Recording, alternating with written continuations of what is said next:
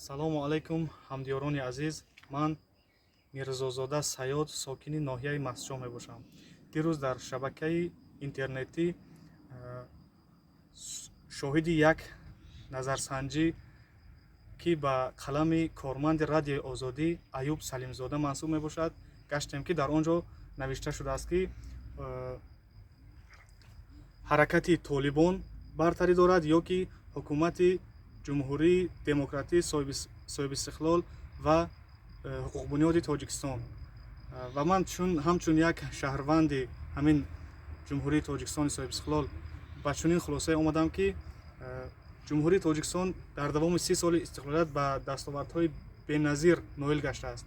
Аммо ҳаракати Толибон бошад, дар давоми 40 соли фаъолияти худ ба хунрезӣ, ба оташангезӣ, ба ҷиноятҳое ки ба террористию экстремистӣ мансуб мебошанд, даст мезанад.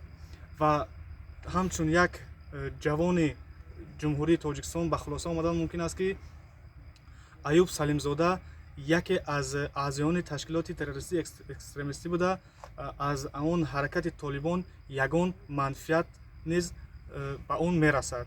Барои ҳамин аз ҷавонони ҷумҳурии Тоҷикистон талаб карда мешавад, ки ба чунин иғвоангезоне, ки аз берун аз мамлакат истода мехоҳанд, ки ҷумҳурии соҳибистиқлол, демократӣ ва ягонаи Тоҷикистонро ба як мамлакате, ки ҷангзада аст, табдил диҳанд ва байни тамоми шаҳрвандон ҷангу ҷидолу дигар нофаҳмиҳоро ташкил кунанд. Барои ҳамин аз ҳамаи шумо шаҳрвандон, ҷавонони Тоҷикистон хоҳиш карда мешавад, ки ба чунин шахсон бовар накарда, дар партави сиёсати асосгузори сулҳу ваҳдати миллӣ президенти ҷумҳурии Тоҷикистони муҳтарам Эмомалии Раҳмон якҷоя шуда, Тоҷикистони соҳибистиқлолро аз ин ҳам ободу зебо мегардонем.